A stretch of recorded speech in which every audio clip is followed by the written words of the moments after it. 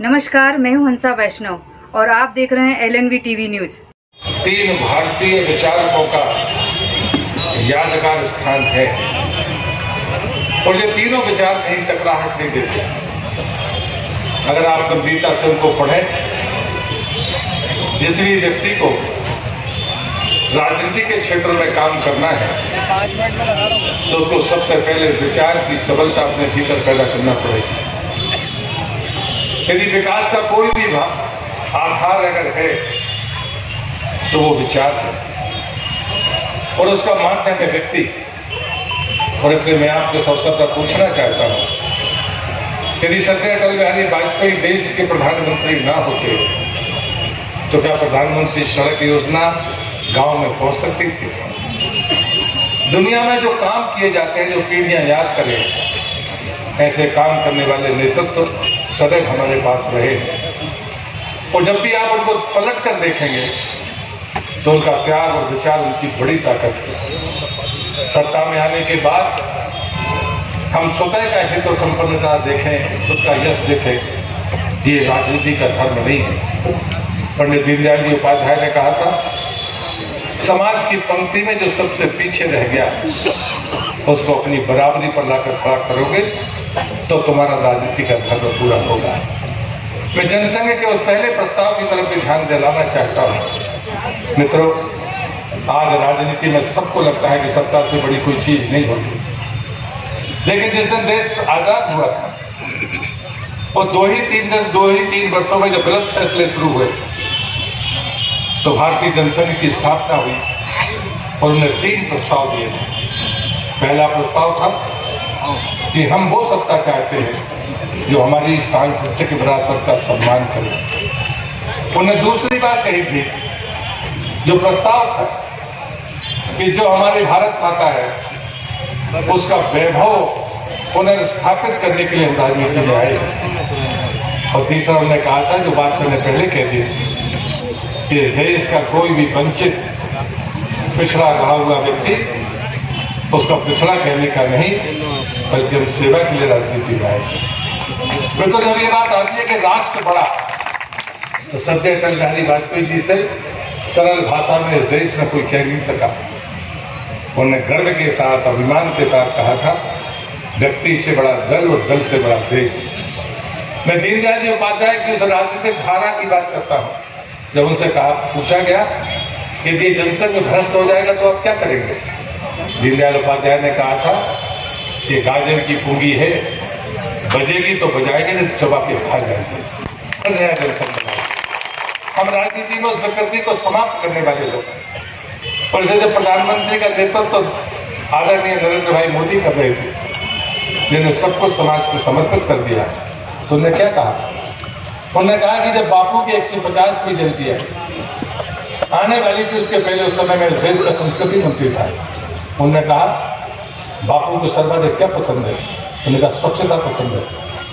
तब दुनिया ने हमारा आकलन कर लिया था कि 2030 तक अगर भारत खुले से शौच में मुक्त हो जाएगा तो भी भारत बहुत बड़ा काम करेगा।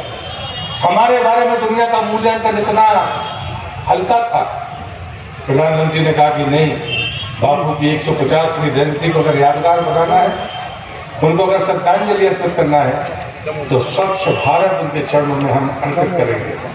और 3 साल के भीतर हम और आप में भी, हमसे ज्यादा हमारे बच्चों ने हमारा हाथ पकड़कर स्वच्छता की तरफ इस देश को आगे बढ़ा दिया। और हम दुनिया के अनुमान से 11 साल पहले उस खुले से सोच के कलम से मुक्त हो गए। ये है ताकत, ये है आवाहन की ताकत। और ठीक प्रधानमंत्री ने उसी दिन कहा, ये लक्ष्य नहीं है, ये सफलता नहीं है, ये सफलता की पहली सीढ़ी है। अभी हमें स्वच्छता के लिए और काम करना है। ये बात मैं जानबूझकर कर रहा हूँ। उन्होंने दूसरी जो बात कही थी कि बलिदान तो हजारों लोग, लाखों लोगों ने दिए, जिनका बलिदान बड़ा था, लेकिन उनको इतिहास में जगह नहीं मिली। और उन्होंने कहा कि जो गुमनाम शहीद है और देश की आजादी के 75 वर्ष में उनको ढूंढ कर लाओ। कोई भी ऐसा व्यक्ति जो जरूरतमंद है वो पीछे न रह जाए। ये यात्रा, इस यात्रा के प्रणेता प्रधानमंत्री हैं उन्होंने कहा था कि तिरंगा हमारी शान है, उसको झुकने ना दे, इसलिए न जाने कितने लोगों ने बलिदान दिया है।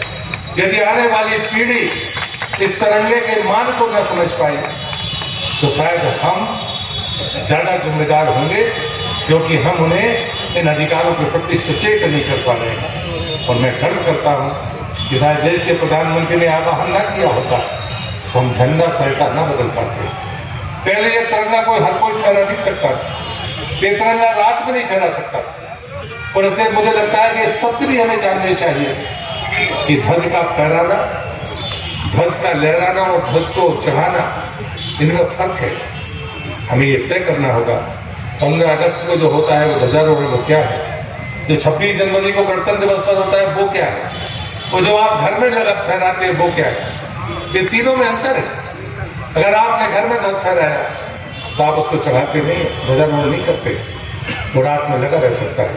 लेकिन अगर ध्वजारोहण किया गया है तो फिर संध्या के पूर्व सम्मान के साथ उसे उतारना पड़ेगा। और इसलिए मुझे लगता है कि इन फर्क को हमें समझना होगा।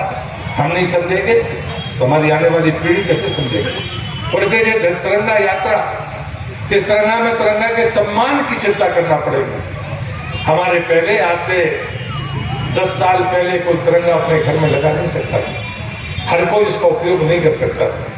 और इसलिए मैं आपसे निवेदन करता हूं, ये तिरंगा यात्रा सिर्फ औपचारिकता नहीं है, ये जागरण के लिए। और उस जागरण के लिए जरूरी है कि हम ईमानदारी के साथ इस ध्वज के फहराने, उतारने, हाथ में लेने के अधिकार को तो जाने, साथ में उसकी मर्यादा को भी जाने, तो हमारी आने वाली पीढ़ी गलती नहीं कर पाएगी। और इसलिए आज का दिन महत्वपूर्ण दिन है। आप सबने अथक परिश्रम किया, इस कार्यक्रम को सफल बनाया। लेकिन सफलता सिर्फ इसलिए नहीं कि हमने बड़ी मात्रा में लोगों ने भागीदारी की है। हमारी सफलता ये होनी चाहिए कि आने वाली पीढ़ी अधिकार पूर्वक इस बात को स्वीकार करे। हम तिरंगे के इस महत्व को समझाते रहे। मैंने जहाँ से मैंने आज शामिल हुआ, मैं सौभाग्यशाली हूँ। दमोह की धरती पर जब से मैं आया हूँ, साल में एक बार कुछ ना कुछ तो कर ही लेता हूँ, क्योंकि ये भी सच है कि इससे ज्यादा सघनता से बलिदान की कहानियां कहीं और आसानी से मिल नहीं सकती। कोई जिला ऐसा नहीं है जहां पर बलिदानी नहीं है, मैं जानता हूं। लेकिन मैं यहाँ आने के बाद तो मैंने महसूस किया, जहां से मैं चला, 1842 की क्रांति का ये स्थान है दमोह का जिला।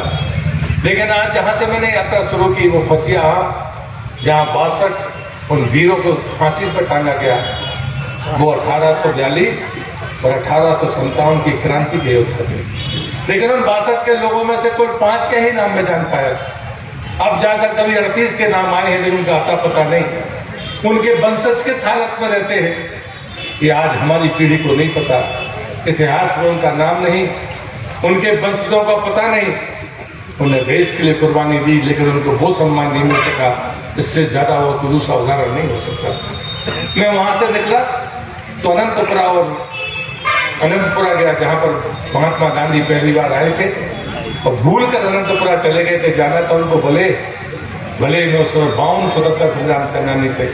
मैं अनंतपुरा भी गया, भले भी गया। जब रैली आया तो चंद्रशेखर आजाद, शहीद आजम, उनकी माताजी ने जो जिंदगी जिस परिवार में काटी, उस परिवार में जाकर हमने नमन किया। और उसके बाद में हम जिस दमोह की धरती पर आए, सरदार पटेल जी को हमने नमन किया। हमारी दूसरी जो यात्रा थी वो शहीद यशवंत चौराहे से निकली। हिंडोरिया के राजा किशोर सिंह को उन्हें जाकर नमन किया, जिनकी वो जीवित और मृत उनका शरीर नहीं मिला। ये साक्षी है, इतिहास, दमोह का इतिहास इस बात का साक्षी है। फसिया नाला, जहां पर 27, उसमें से एक 6 महीने का बच्चा भी था, वो शहीद हुआ। जेरठ, जहां के 13 लोगों ने बलिदान दिया था, उससे होते हुए लखन जी, तंतबाई जी, ये तमाम हमारे देश के, हमारे जिले के महामंत्री सारे, इन सब के नेतृत्व, राहुल सिंह जी, वो सब यात्रा पूरी करके यहाँ पर पहुंचे। हमारी यात्रा में बंडा से भी बड़ी संख्या में लोग यहाँ पर साथ आए। वीरेंद्र जी सहित जितने भी बंडा से लोग आए, उन्हें आकर हमारे गड़ा कोटा में हमारे साथ भागीदारी की, और उसके बाद में वो यहाँ तक पहुंचे। तीसरी यात्रा निकली रानी दुर्गावती की पहली राजधानी सिंगौरगढ़ से। और तेंदुलखड़ा तेजगढ़ होते हुए वो भी उसी सरदार पटेल जी के उस स्मारक पर पहुंची है। मित्रों, ये चीजें हैं जो हमारे पास अभी भी इसमें बालाकोट छूट गया।